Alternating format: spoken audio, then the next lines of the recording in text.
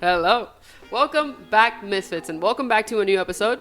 Today, we're continuing the conversation about the Tabernacle, but we're specifically going to talk about the Ark of the Covenant. So I'm going to recap some stuff that we said last week just for, the person that context and the person that didn't listen to last week's episode and has no idea what we're talking about. So just so you're on board. Yeah, so here we go. So the Ark of the Covenant, it was also known as the Ark of the Testimony or the Ark of God. It is an ornate, gold-plated wooden chest that housed the tablets of the law given to Moses by God. The ark was seen only by the high priest of the Israelites on Yom Kippur, which is the Day of Atonement. The Levites, the Levite priests, who were, again, it's the people that were responsible for working in the tabernacle. They carried the ark with them during the Hebrews' wanderings in the wilderness. And again, the good old Israelites, they were in the wilderness for 40 years, and these Levite priests, they were carrying the Ark of the Covenant wherever they went. The whole time. Yeah, the whole time. It was just part of their job. Yep. So after the Israelites conquered Canaan, which is the promised land, the ark was left at Shiloh. But on occasion, when the Israelites went into battle, they took it with them, which is really cool. It's just the presence of God when you were in battle. Just taking God with you. Yeah, exactly. Finally, it was taken to Jerusalem by King David and then eventually placed in the temple by King Solomon. And Solomon is King David's son and also known as the wisest man to ever live. Right. And just to get a little teachy here, the construction of the ark is commanded by God to Moses while the Israelites were still camped at Sinai, which you'll find this in Exodus. The ark was constructed by Bezalel, son of Uri, son of Ur, which they all come from the tribe of Judah. They're descendants of Jacob, Isaac, and Abraham, which you hear all throughout the Bible. But just kind of where you know where these people come from. Yeah.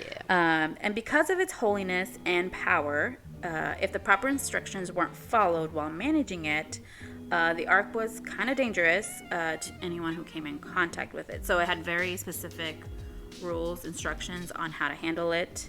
So you just had to be careful. One of the things was only the Levites could handle the ark, and when they traveled, the Levites had to make sure that it was covered before moving it or anything having to do with the ark. They were the ones responsible. And just to get into some of the stories that kind of happened and people experienced with the ark, one of the people who had kind of a crazy experience with it was Abinadab, and you can find his story in 1 Samuel chapter 7.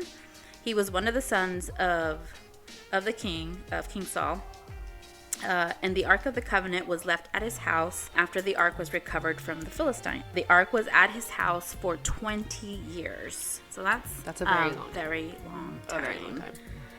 So something to note, the Ark of the Lord had been in the house of Abinadab for 20 years, and we don't actually read anything in particular about a blessing falling upon the house or upon his house.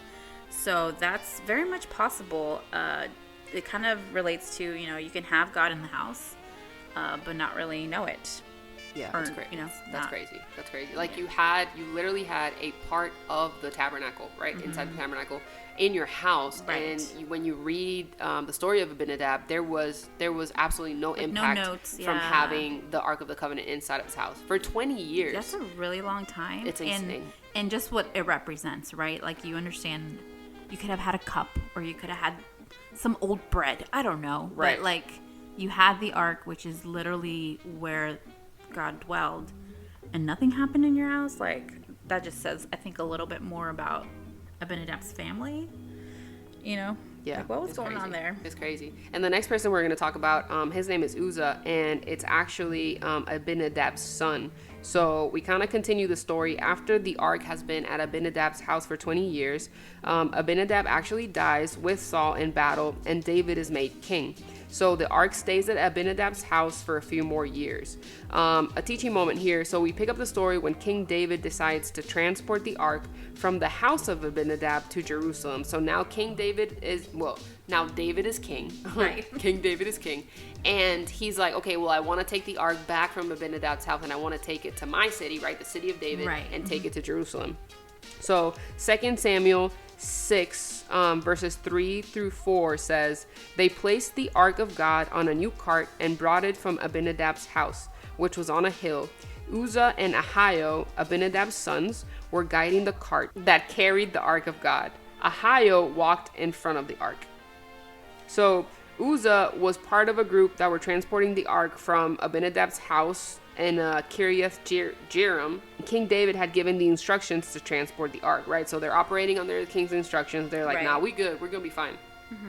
Now, the Bible is clear that only the Levites were supposed to transport the ark, and none of these men were priests or Levites. Right. Right. I remember I did read something where like they were kind of like adjacent to Levites. Yes, or there was like because some they did. kind The of, Bible specifically says that they gave however they made people priests, they did that to one of Abinadab's sons. Right. But it was none of these fools that like it that didn't are walking now. transfer. Yeah. No, that didn't happen. It was like Eleazar, I think is his name. Yeah, Eleazar.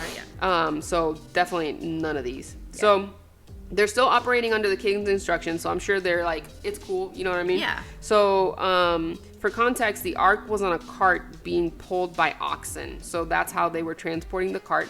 And the oxen stumbled, and so the ark wouldn't fall off the cart. Uzzah grabbed the ark to stabilize it, and he was killed on the spot. Yeah.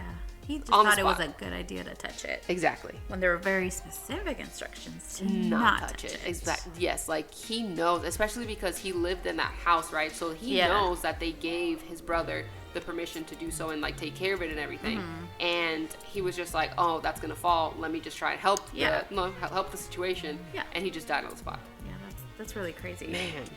So a teaching moment here. I read that the reason Uzzah may have felt comfortable touching the ark was because the familiarity that he had with it, right? So the ark had been 20 years at his house. So it's been there for 20 years. So this man is eating his cereal next to it. You know what I mean? He's watching TV next to the ark. So it's just a piece of furniture at this point. And I think that in his eyes, it may have lost like the holy power. And he just felt okay touching it when he knew he wasn't allowed to. Yeah, like you can know something, but because, like you said, he kind of lost that in him. Like he didn't see it as what it truly was. Yeah. So to him, it was just like, it's another object. It's just something we're transporting, not knowing the magnitude of what it actually signified and how important it was, and all these, rules and stuff because of what it represented and what it was. Yes. Which is interesting because, kids learn from their parents. Yes. So this kind of shows us, and it gives us a picture into how Abinadab was potentially treating the ark. Right. Like it was just another piece of furniture. Like we don't know. Right. But what kind of lessons or what kind of talks? Do you have like with your what was children? Uzzah seeing his dad doing? Right. Mm-hmm. That's interesting to think about. To know what kind of importance was it given, just starting from the parents down, even. With Saul, like who knows, Exactly. Like being so the from ark same didn't bless the household. lineage. It didn't bless the dad, and then it ended up killing the son, basically. Right. Yeah. Right. So the last person we want to talk about today is Obed Edom. So his story is a little different because as David and his men are relocating the ark to Jerusalem and Uzzah gets struck down, the Bible tells us in 2 Samuel 6:10 that David decided not to move the ark of the Lord into the city of David, and instead he took it to the house of Obed Edom. So now the ark is at Obed Edom's house, and they left it there for 3 months. And so if you go down to verse 12, it says, "Then King David was told, 'The Lord has blessed Obed Edom's household and everything he has because of the ark of God.' So David went there and brought the ark of God from the house of Obed Edom to the city of David with a great celebration." So we see in this story how different it was from Abinadab's story, and we see that the presence of the ark actually blessed Obed Edom's house and his home when it was only there for 3 months versus the 20 years that it was at Abinadab's house and nothing happened. It's crazy. Yeah. It's crazy. And it reminds me of, because our pastor says this all the time, where you can go to church and I can go to church, right? Mm-hmm. And I can be spiritually fed and ready to face my battles and just get on with my life and do all these things. Right. But then you went to the same sermon and you didn't get anything out of it, right? Or, I'm reading the Bible, you're reading the Bible, but you're reading it because you want to finish it in a year, and I'm reading it to actually understand and get to know the character of God, right? So it's just so impactful, especially because it was 20 years for Abinadab. We got nothing. Yeah. At least nothing that was his significant. his son died, you know, and it was 3 months at someone else's house, and his whole household got blessed. And it was significant enough to like, hey, crazy, check which this out. I think also, which makes me think, and I don't know how accurate this is, but after Obed Edom's house got blessed, King David was like, wait, I have to take this back to Jerusalem. Like, I gotta go get it. You know what I mean? So you think like they left it at Abinadab's house for 20 years because nothing happened, so no one like remembered it or like thought of it as much importance. Not that they didn't know what it meant, but it was kind of like nothing's happening, doing so it's anything. like So we we're gotta just gonna go. leave it We there. gotta go get it at some point. But like, you know, we just need to transfer we'll figure it out. But Put it on my is calendar. it on my priority list? Yeah. It's not. You know, it wasn't. So it wasn't until King David, and he's like, I think it's about time, you know. But he leaves it at this other man's house, and all of a sudden he's like, oh wait. Oh, I remember. It's a big deal. Yeah, we gotta and it's go a get blessing, that. and we need to get it back because we want to be blessed as well. Yeah. So just the contrast between these two characters, these two people. It's so interesting, and I think it's also super interesting that all of these stories are connected. You know, Yeah, not that they happen back to back because there's years in between each other, but it was a sequence of events, right? Right. Yes. And I thought that was just so interesting how.